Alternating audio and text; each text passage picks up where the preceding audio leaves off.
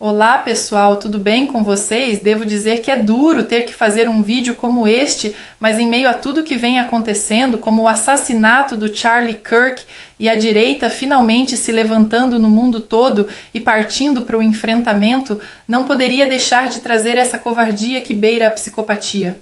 Vou começar com um trechinho da Natuza trazendo uma ameaça que ela diz ser dos congressistas, mas todos sabemos que vem dos ministros, afirmando que se insistirem em anistia geral e irrestrita, vão mandar o presidente Bolsonaro para a papuda. Depois uma infeliz fala do Demétrio, dizendo que tem que colocar presidente em prisão comum, uma fala que até os militantes petistas acharam um absurdo. Queria discutir com vocês um ponto importante nessa história, né, que é o regime fechado de Bolsonaro. O que eu ouvi hoje nas minhas conversas com integrantes do Congresso Nacional, Camarote? Que uma turma do Centrão, bolsonarista, mas do Centrão, tem conversado com a turma bolsonarista puro sangue com o seguinte argumento: olha, se vocês forem com muita sede ao pote em relação a uma anistia ampla, geral e restrita, corre-se o risco de Bolsonaro ter que cumprir pena em regime fechado. Ele foi condenado para cumprir pena em regime fechado, mas como ele tem comorbidade, como ele tem idade e como, não muito tempo atrás, Collor, que tem muito menos comorbidade que Bolsonaro, ganhou o benefício da prisão domiciliar, que ele não precisaria, em tese, cumprir essa pena em regime fechado. Prisão domiciliar e regime fechado são coisas completamente diferentes. O regime fechado serve para crimes mais graves e, no caso dos crimes pelos quais Bolsonaro foi condenado, ele ficaria, em tese, em regime fechado. Mas aí tem essa turma, Camarote, dizendo o seguinte: se o bolsonarismo for com muita sede ao pote numa anistia ampla, geral e restrita e fizer uma confusão muito grande, que aumentam os riscos de Bolsonaro ir para um regime fechado e que, por isso, haveria uma articulação para uma anistia mais light. Deixa eu ouvir o Otávio Guedes, porque a pergunta principal que todo mundo se faz é: e o Bolsonaro, né? Ele vai ser preso em regime fechado, vai ficar onde? Na Polícia Federal, no Exército, vai para Papudas, que a Carla acabou de nos mostrar. E mais cedo no Estúdio I, eu vi que você fez uma comparação entre justiça e vingança. Então agora eu quero te ouvir. Bom, vamos lá. A lei determina que um militar cumpra pena numa unidade militar comandada por um superior hierárquico. Essa lei é o Estatuto dos Militares, ela não diferencia militar da ativa nem militar da reserva e não especifica que tipo de prisão, se é uma prisão preventiva, se é provisória ou se é definitiva. Então, a lei que rege as prerrogativas dos militares determina que Bolsonaro e os outros militares fiquem numa unidade militar, até eles até a manutenção da patente deles, porque em paralelo vai correr um processo no Superior Tribunal Militar para perda de patente. Aí haverá uma decisão e eu fiz uma comparação. O Brasil está tão bizarro que a gente já tem até precedentes, muitos precedentes de ex-presidentes presos. O Collor de Mello está numa cobertura em frente ao mar, porque ele tem, entre outras coisas, a apneia do sono. O Collor chegou na audiência de custódia, perguntado se ele tinha problema de saúde, ele falou não. Aí depois o advogado que lembrou que ele tinha mal de Parkinson, que ele tinha bipolaridade e que ele tinha apneia do sono. Ora, os problemas médicos de Bolsonaro são mais evidentes e conhecidos do que o de Collor de Mello. Então não faz sentido mandar Bolsonaro para a cadeia e deixar Collor na cobertura. Nós temos outro exemplo que foi o Lula. O Lula ficou numa sala da Polícia Federal. A juíza substituta do Sérgio Moro, Gabriela Hart, num determinado momento, decidiu que Lula deveria sair da Polícia Federal e ir para um presídio comum. Políticos, não só de esquerda, mas do centrão, entre eles Rodrigo Maia, que presidia a Câmara, e Arthur Lira, que viria a suceder, que sucedeu, né, o Rodrigo Maia, foram em passeata, digamos assim, ao Supremo Tribunal Federal expor a situação e dizer que um ex-presidente não poderia cumprir uma pena num presídio comum. Então, a régua é: o que vale para Collor de Mello, ex-presidente, tem que valer para Bolsonaro. O que vale para Lula, ex-presidente, tem que valer para Bolsonaro, porque justiça não é vingança. Diga, Demétrio. Acho que pela primeira vez na história, provavelmente pela última, eu vou discordar do Otávio.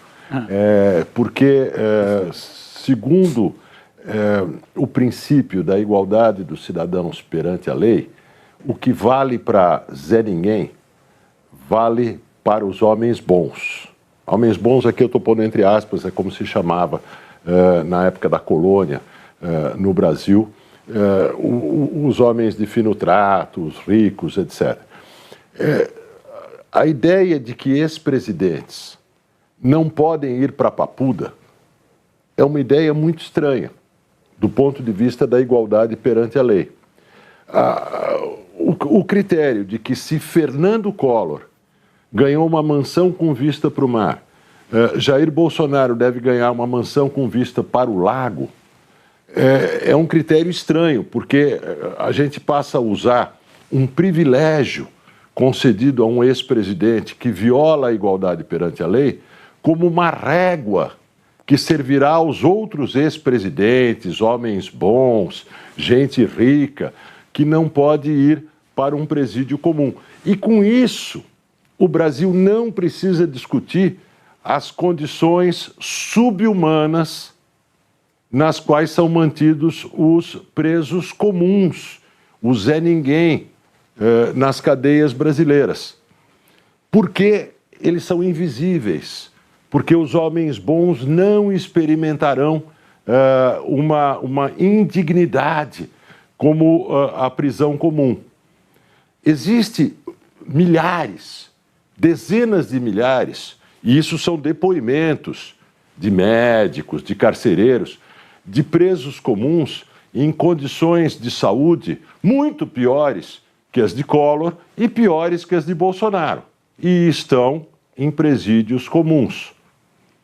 Então, a minha pergunta é: como ficam os idiotas úteis do 8 de janeiro, condenados a 17, 15, 14 anos de prisão, em presídios comuns, quando o líder deles ganhará uma mansão com vista para o lago? O que isso dirá sobre a justiça brasileira e sobre o princípio da igualdade perante a lei no Brasil? Otávio quer falar com você. Vai, Otávio. Tem. Ô, Demétrio, eu cobri a prisão dos banqueiros de bicho. Banqueiros de bicho não, os bicheiros, em 93, no Rio de Janeiro.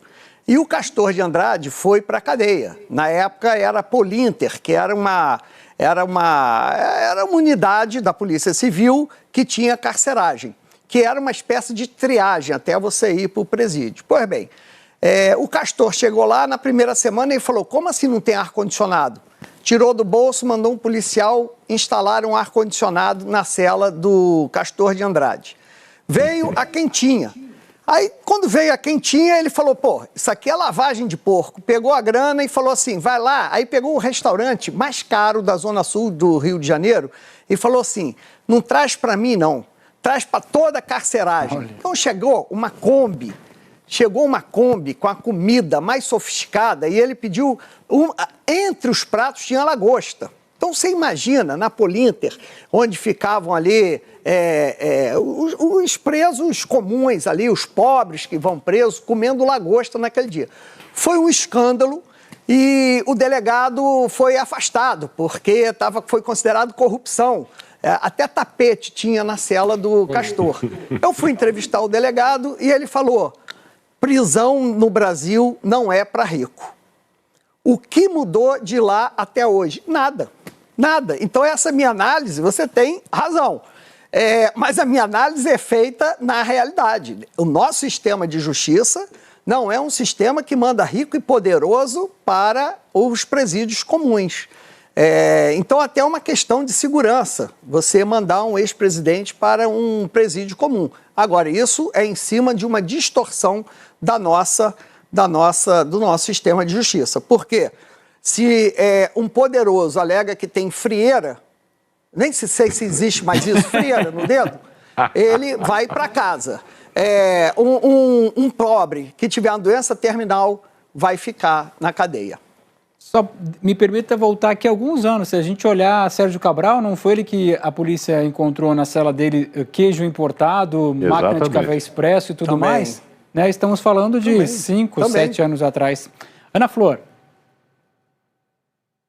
Eu, exatamente enquanto que o Otávio falava, lembrei da Lava Jato, Marcelo, deste caso e alguns outros de presos ricos que foram para presídios comuns, e a gente aqui e ali tinha essas denúncias. Agora, é verdade que no Brasil há muitos presos e presas com problemas gravíssimos de saúde e que não conseguem essa progressão para a domiciliar. Mas a gente não pode tomar isso, então, como forma de justificação, de punição a todos. Isso precisa ser uma preocupação de juízes, do próprio sistema, precisa haver uma forma de cuidar destes casos. Bolsonaro, eu acho que é uma comparação justa com a de Fernando Collor. Bolsonaro tem problemas sérios de saúde. E aí, se você simplesmente ceder à vontade de vingança de muita gente, você também acirra uma questão que é a polarização. Acho que o juiz, nesse caso, precisaria ser técnico.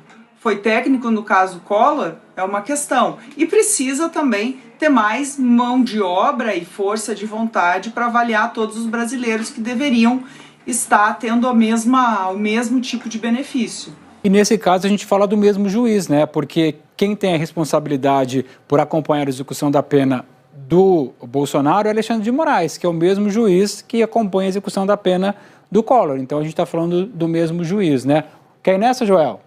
Muito brevemente, Marcelo, só para lembrar que no próprio julgamento do golpe do 8 de janeiro, a gente já teve um caso de um dos presidiários do 8 de janeiro, Clériston Pereira da Cunha, que morreu de um mal súbito, tendo a defesa dele pedido prisão domiciliar porque ele tinha problemas de saúde.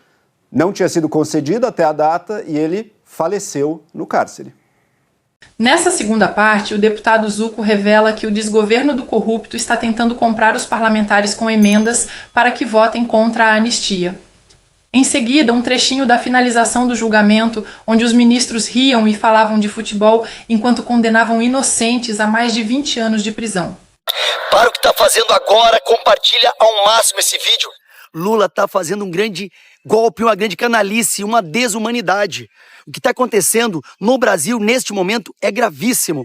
O governo Lula está liberando 3,2 bilhões em dinheiro público para comprar votos dentro do Congresso Nacional. Isso é uma afronta à democracia. Isso sim é golpe. Nós estamos falando de dinheiro, de um esquema para comprar consciências, impedir que a anistia avance. É uma tentativa clara de manipular o parlamento e calar a voz de milhões de brasileiros. E mais, deputados e senadores estão sendo ameaçados. Se votarem pela anistia, o governo promete retaliações, corte de emendas, perseguição política. É o uso da máquina pública para comprar apoio, como se cada parlamentar tivesse um preço. Eles têm que ter valores. Mas eu digo, não se trata de preço. São princípios e valores necessários nesse momento. O valor da justiça, o valor da liberdade, o valor da democracia está a questão. Nesse benefício, nenhuma emenda, nenhum recurso pode justificar a covardia de fechar os olhos para essa barbárie. Milhares de brasileiros continuam presos injustamente. Famílias estão destruídas. Pais e mães separados de seus filhos. Enquanto isso, o governo gasta bilhões para manter essa injustiça. Aqui, eu faço um grande apelo aos parlamentares que não se deixem comprar, que recebam essa ameaça como estímulo para reagir. A sociedade civil, a OAB, a Ordem dos Advogados do Brasil, as entidades, as pessoas de bem, denunciem, pressionem, façam ouvir a voz da justiça. Chega deste golpe do Lula. Chega de chantagem, o Congresso precisa reagir, a sociedade precisa reagir. Anistia é a resposta, é justiça, é liberdade, é pacificação nacional. Pois não. Não, ministra Carmen tem prioridade absoluta. Sempre. Muito obrigada, eu fico satisfeitíssima, mas a prosa já acabou. Mas continuará por muitos anos. Sempre, por muitos anos, nós todos continuaremos proseando. Ministro, não lembro que o ministro Barroso, o presidente, vai cantar no meu aniversário de 104 anos, que não é amanhã, falta um bom tempo. O seu aniversário de 104 anos está garantido. Agora, o ministro Barroso pode se aposentar, né, da cantoria, não da toga. Mas ele tem muitos talentos, não há dúvida. Presidente, agora se trata do último réu, mas eu não poderia dizer que eu acho que jamais um presidente da turma foi secretariado pelo presidente do Supremo Tribunal Federal. É um momento histórico aqui nesta primeira turma, espero que o nosso presidente não erre na proclamação da ata. Mas isso vem a bono ao nosso eminente e querido presidente Luiz Roberto Barroso, que o bom julgador bom jurista cantor, aí sabemos bem. Isso é um casamento, é na alegria e na tristeza. O presidente, agradeço novamente as palavras do ministro Flávio Dino, e eu prometo a Vossa Excelência que eu não farei com Vossa Excelência a maldade que me fizeram ontem, de fazer eu perder quase 2/3 do jogo do Corinthians. E o Atlético Paranaense, eu cheguei em casa, já estava 2-0, para minha felicidade, mas perdi aquele momento de felicidade dos 2 gols. E para aqueles que não se recordam, eu fiz o ministro Flávio Dino vestir uma camisa do Corinthians no estádio, no Arena, junto com os 2 filhos que são corintianos. Isso, e a Dani por conta dos filhos. Não foi por causa de Vossa Excelência, não. E torça pro Botafogo hoje, por favor. Então, hoje, daqui a pouco, o Botafogo pega o Vasco também pela Copa do Brasil. Então, eu serei rápido e célere aqui nesse final. A todos que chegaram até aqui, muito obrigada pela confiança. Eu queria concluir pedindo a Deus que abençoe a esposa e as filhas do Charlie Kirk, que terão que seguir em frente sem o pai. No momento do tiro, a filha de 3 anos se assustou e tentou correr para os braços dele, procurando proteção. Isso é algo que parte o coração de qualquer pessoa decente, mas infelizmente temos esses seres diabólicos da esquerda que começaram a atirar sarro da morte de um homem bom, apenas por ideologia política. O deputado Nicolas Ferreira passou a sofrer ameaças de pessoas que dizem que farão o mesmo com ele. Porém, desta vez, a direita não vai mais aguentar calada. Nicolas e muitos outros estão revidando, acionando a polícia e as empresas em que esses seres malignos trabalham para cobrar a demissão de quem ameaça a vida alheia. O que vocês acham, pessoal? Essa união da direita cobrando que pessoas ruins e criminosos sejam demitidos é justa? Comentem aí que responderei o máximo de comentários que eu conseguir. Até o próximo vídeo e que Deus abençoe a todos nós.